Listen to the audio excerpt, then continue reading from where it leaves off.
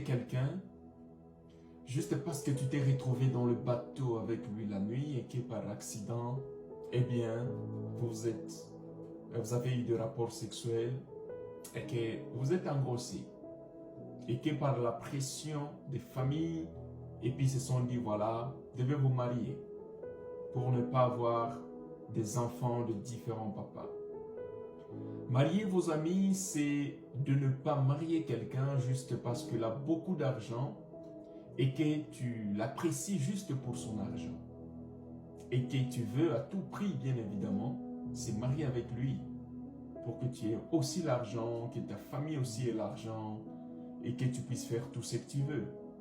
Là, tu l'as apprécié et tu ne l'as pas aimé. Marier un ami, c'est de ne pas marier quelqu'un juste parce que c'est une grande star. C'est un grand joueur, un grand musicien, un grand journaliste, un grand politicien, un grand député, un grand pasteur, un grand prophète.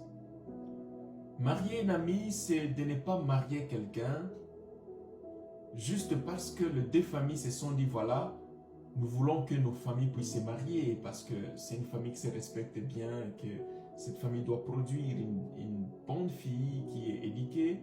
Alors on vient, on te sollicite, on te dit, voilà, tel garçon voudrait bien te marier parce que, en tout cas, on trouve que ta famille, elle est éduquée, nous voulons vraiment avoir une fille venant de cette famille. Marier un ami, c'est de ne pas marier quelqu'un juste parce que tu sens qu'il y a la pression de l'âge.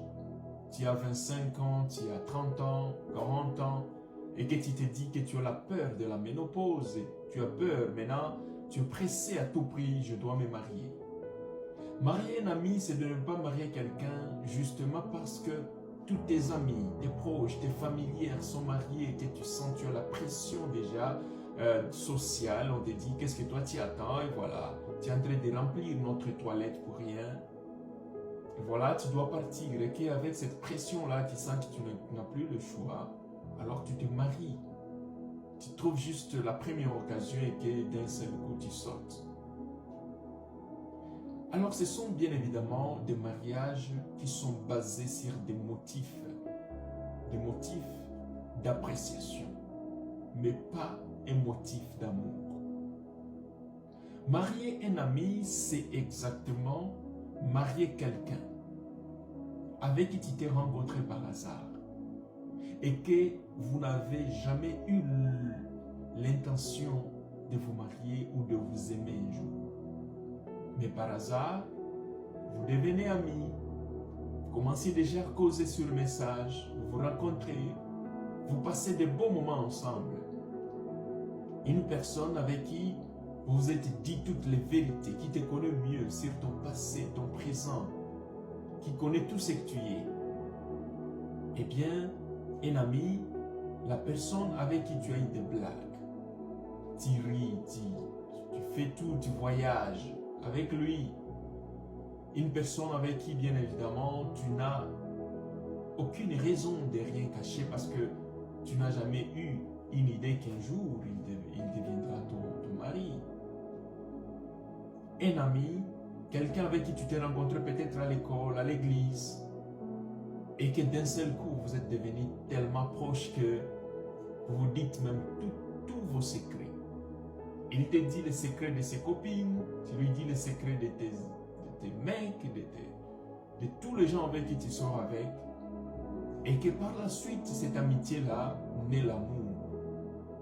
Un amour qui se crée, et que cet amour-là vient, eh bien, une relation. De cette relation naît les fiançailles. De ces fiançailles naît le mariage. Et ce mariage est tellement productif parce que la base est déjà bonne.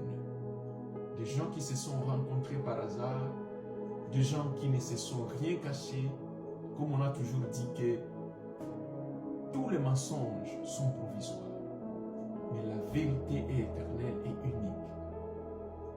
Marier un ami, c'est exactement quand la relation ou la base a été fondée sur la vérité, personne ne viendra s'interposer sur votre relation pour dire que je vais dire à ton mari sur ton passé ce que tu as fait. Parce qu'il connaît déjà tout de toi. Il y a des filles qui se sont mariées avec des hommes en leur mentant qu'elles sont même vierges, pourtant elles ne le sont pas.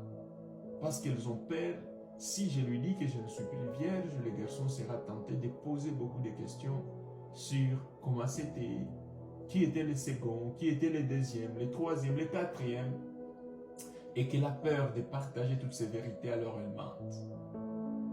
C'est exactement quand on marie quelqu'un, quand ce n'est pas basé sur la vérité, sur l'amitié, qu'on marie quelqu'un, eh bien, quelqu'un que tu n'as pas aimé, mais que tu as apprécié. Mais que d'un seul coup, vous êtes déjà dans le foyer, le romantisme disparaît. Il n'y a rien de romantisme. Il n'y a rien de cajou. Il n'y a rien, eh bien, de compréhension mutuelle. Ce sont des mésententes, des troubles. Ce sont des couples exactement qui n'inspirent plus confiance et qui n'inspirent plus même d'autres célibataires à se lancer dans la course. Parce qu'exactement, la base a été fondée sur le mensonge, a été fondée sur l'appréciation. Et non fondée sur l'amour, fondée sur l'amitié. C'est comme ça que vous allez voir des gens qui se sont rencontrés peut-être à l'école secondaire, sont devenus des amis et qui par la suite se sont mariés. Des relations tellement solides. Parce que quand il y aura des hauts et des bas, vous allez vous comprendre facilement. Parce que ce sont des événements auxquels vous avez été habitués tout au long de votre amitié. Quand on va vous dire des vérités sur votre copain, votre mari, vous allez comprendre parce que ce sont des vérités auxquelles vous vous êtes déjà habitués. Ce sont des gens qui se sont dit la vérité sur leur maladie. Je suis malade de telle maladie. Eh bien, ma famille, elle est composée ainsi, elle a telle origine. Le mari connaît tout ça.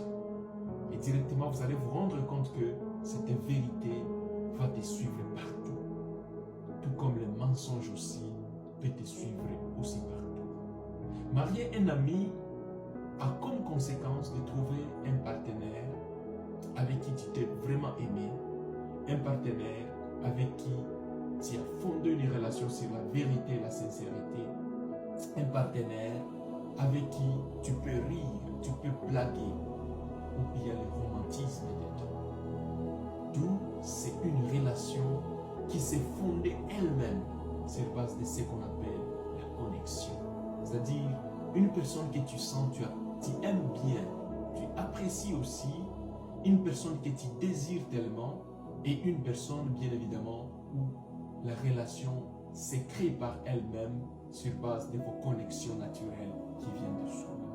Une relation tellement stable et une relation tellement solide, une relation tellement forte qui n'avait aucune pression dedans et qui est venue d'elle.